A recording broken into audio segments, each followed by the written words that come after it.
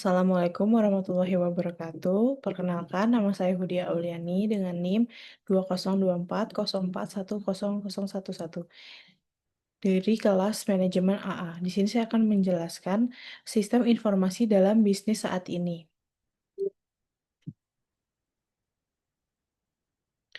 Eh, tu- Yang pertama itu peran sistem informasi dalam bisnis saat ini. Yang pertama ada bagaimana sistem informasi ini mengubah bisnis menjadi platform digital seluler yang sedang berkembang. Terus penggunaan bisnis yang berkembang dari data data yang besar serta pertumbuhan dalam komputasi awan. Yang kedua itu ada peluang globalisasi.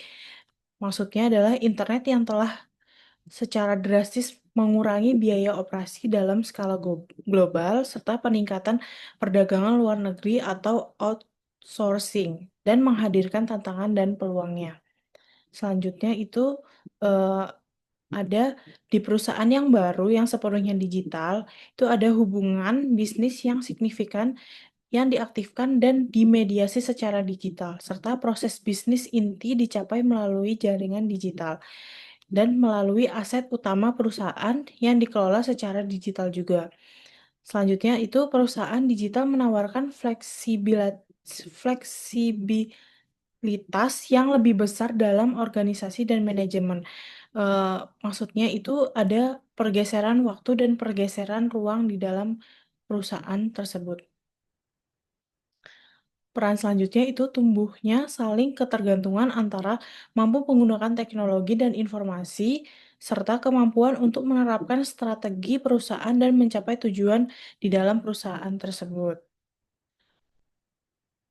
Selanjutnya, itu perusahaan banyak berinvestasi dalam sistem informasi untuk mencapai 6 tujuan bisnis.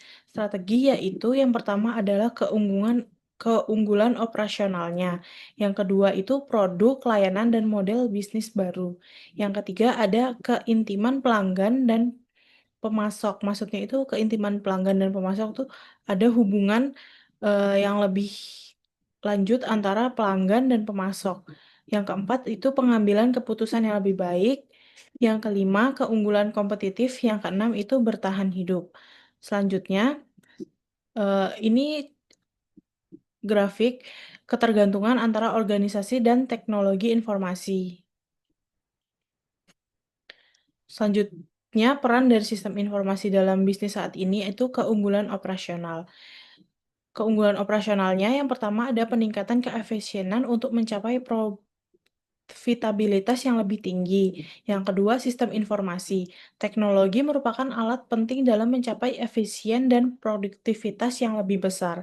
Sistem informasi tautan retail Walmart menghubungkan pemasok ke toko untuk sistem pengisian ulang yang lebih unggul. Selanjutnya ada produk, layanan, dan model bisnis yang baru.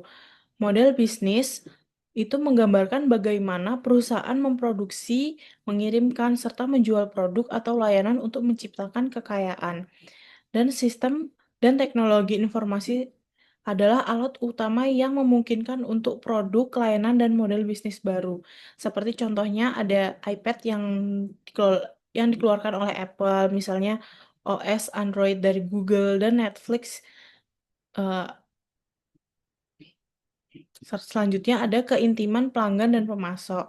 Maksudnya itu dia melayani pelanggan dengan baik biar pelanggan itu kembali lagi dan meningkatkan pendapatan serta keuntungan dari si pemasok. Contohnya hotel kelas atas yang menggunakan komputer untuk melacak preferensi pelanggan yang digunakan untuk memantau dan menyesuaikan lingkungan yang ada di hotel. Yang kedua itu keintiman dengan pemasok memungkinkan mereka memberikan masukan penting yang menurunkan biaya. Contohnya sistem informasi GPC Penny yang menghubungkan catatan penjual dengan produsen yang menggunakan kontrak. Selanjutnya ada pengambilan keputusan yang lebih baik. Yang pertama itu tanpa adanya informasi yang akurat, maka manajer harus menggunakan perkiraan, tebakan terbaik, dan keberuntungan. Hasil di dalamnya itu ada produksi yang berlebihan, produksi kekurangan, alokasi sumber daya yang salah, serta waktu respon yang buruk. Ini hasil yang buruk bisa meningkatkan biaya dan kehilangan pelanggan. Contohnya, dashboard digital Verizon berbasis web untuk menyediakan data real-time tentang keluhan pelanggan, kinerja jaringan, serta pemadaman saluran dan sebagainya kepada manajer. Selanjutnya itu ada keunggulan kompetitif. Keunggulan kompetitif yang pertama itu memberikan kinerja yang lebih baik, yang kedua ada mengisi lebih sedikit untuk produk unggulan, yang ketiga itu menanggapi pelanggan dan pemasok secara real time. Contohnya itu ada di perusahaan Apple, Walmart, dan UPS. Selanjutnya ada peran yang bertahan hidup. Yang pertama itu teknologi informasi sebagai kebutuhan bisnis. Yang kedua adalah perubahan tingkat industri. Ini contohnya ada di perusahaan yang mengenalkan mesin ATM di Citibank. Yang ketiga itu peraturan pemerintah yang mewajibkan pencatatan. Contohnya Undang-Undang Pengendalian Zat Beracun serta Undang-Undang Sarbanes-Oxley atau contoh lain itu Dodd-Frank Act. Ah, selanjutnya itu apa itu sistem informasi? Sistem informasi adalah set set atau komponen yang saling berkaitan. Itu yaitu mengumpulkan, memproses, menyimpan dan mendistribusikan informasi untuk mendukung pengambilan keputusan, koordinasi dan mengontrol informasi. Selanjutnya ada informasi versus data. Data adalah aliran fakta mentah, sedangkan informasi adalah data yang dibentuk menjadi bentuk yang bermakna. Selanjutnya, tiga aktivitas sistem informasi yang menghasilkan kebutuhan organisasi informasi. Yang pertama itu memasukkan, maksudnya menangkap data mentah dari organisasi atau lingkungan yang eksternal.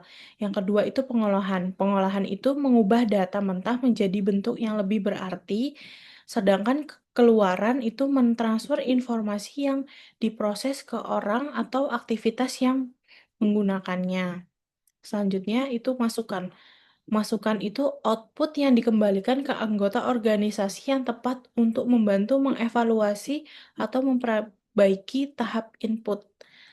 Selanjutnya ada komputer atau program komputer versus sistem informasi. Komputer dan perangkat lunak adalah pondasi dan alat teknis yang mirip dengan bahan dan alat yang digunakan untuk membangun suatu rumah. Ini maksudnya sistem informasi. Sebuah sistem informasi itu berisi tentang sebuah organisasi atau lingkungan di sekitar. Ada tiga aktivitas dasar, yaitu masukan, pemrosesan, dan keluaran. Itu menghasilkan informasi yang dibutuhkan organisasi. Umpan baliknya adalah keluaran yang dikembalikan kepada orang atau kegiatan yang sesuai dalam organisasi untuk mengevaluasi dan menyempurnakan masukan pelaku di lingkungan seperti pelanggan, pemasok, pesaing, pemegang saham, dan pengatur berinteraksi dengan organisasi atau sistem informasinya.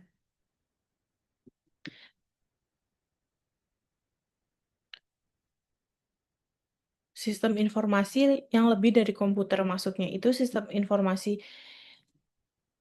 menggunakan menggunakan sistem informasi secara efektif memerlukan pemahaman tentang organisasi manajemen dan teknologi informasi yang membentuk sistem.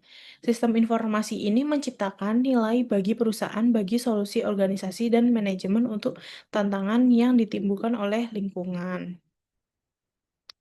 Selanjutnya, itu dimensi organisasi sistem informasi.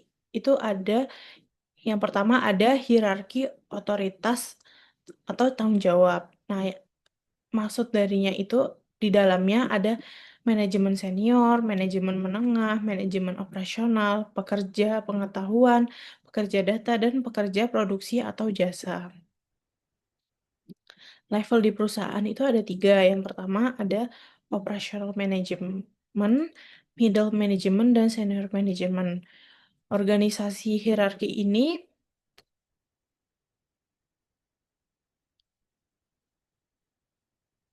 sis- sistem informasi ini organisasi adalah hierarki.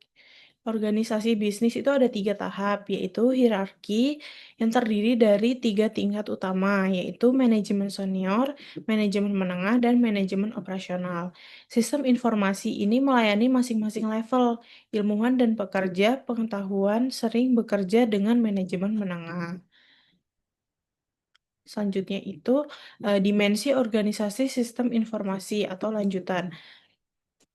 Yang pertama itu pemisahan fungsi bisnis. Yang pertama ada penjualan dan pemasaran, sumber daya manusia, serta keuangan dan akuntansi, dan manufaktur atau memproduksi suatu barang. Yang kedua itu proses bisnis yang unik. Yang ketiga ada budaya bisnis yang unik, serta politik organisasi. Selanjutnya ada dimensi manajemen informasi. Itu ada 2. Yang pertama, manajer menetapkan strategi organisasi untuk menangkap tantangan bisnis, serta selain itu manajer juga harus bertindak secara kreatif. Contohnya seperti menciptakan produk dan layanan baru, atau kadang-kadang menciptakan kembali suatu organisasi. Selanjutnya ada dimensi teknologi sistem informasi. Yang pertama ada perangkat keras dan perangkat lunak di dalam komputer, serta teknologi manajemen data.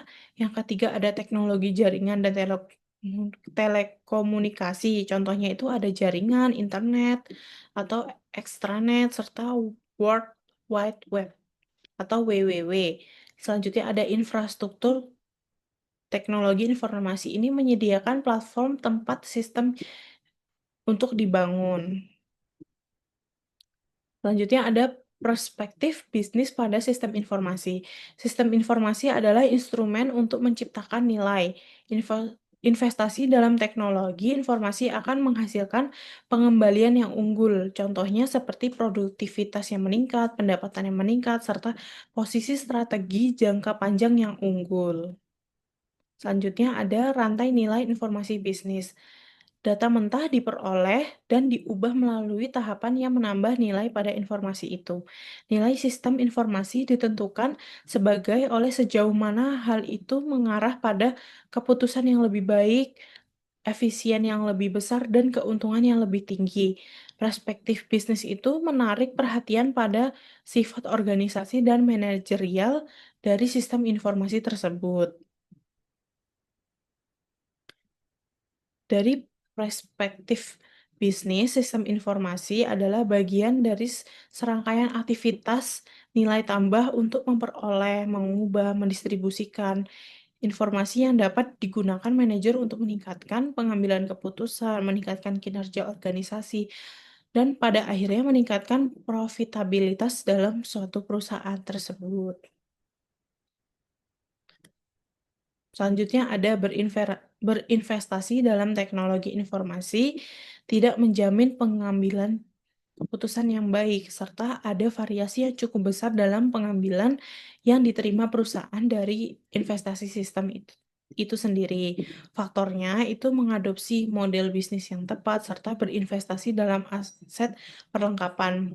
Contohnya model organisasi atau dalam manajemen. Aset perlengkap. Aset pelengkap itu yang pertama ada aset yang diperlukan untuk memperoleh nilai dari investasi utama. Yang kedua itu perusahaan yang mendukung investasi teknologi tersebut dengan investasi yang ada di dalam aset pelengkap menerima pengambilan yang unggul. Contohnya perusahaan yang berinvestasi dalam teknologi dan orang-orang untuk membuat bekerja agar orang-orang itu bekerja dengan baik. Selanjutnya itu aset pelengkap itu meliputi 3 hal. Yang pertama itu aset organisasi, contohnya model bisnis yang tepat serta proses bisnis yang lebih efisien. Yang kedua itu ada aset manajerial, contohnya itu insentif untuk inovasi manajemen serta kerja tim dan lingkungan bekerja yang kolaboratif. Serta yang ketiga aset sosial, misalnya internet dan infrastruktur telekomunikasi standar teknologi. Selanjutnya itu pendekatan kontemporer untuk sistem informasi itu ada 6. Yang pertama manajemen science, yang kedua computer science, operation research, sociology, economics, dan psikologi. Ini ada di behavior approaches serta technical approaches, studi tentang sistem informasi yang berkaitan dengan isu dan wawasan yang disumbangkan dari disiplin teknis dan perilakunya. Pendekatan teknisnya itu menekankan model berbasis matematis, ilmu komputer, ilmu manajemen, serta riset operasi. Yang kedua itu pendekatan perilaku. Masalah perilaku atau integritas bisnis strategi atau implementasi dan lain sebagainya. Serta psikologi, ekonomi, dan sosiologi. Sistem informasi manajemen itu menggabungkan ilmu komputer, ilmu manajemen, serta operasi, riset operasi, dan orientasi praktis dengan masalah perilaku. 4 faktor utama yang ada di dalamnya. Yang pertama itu pemasok perangkat keras dan perangkat lunak.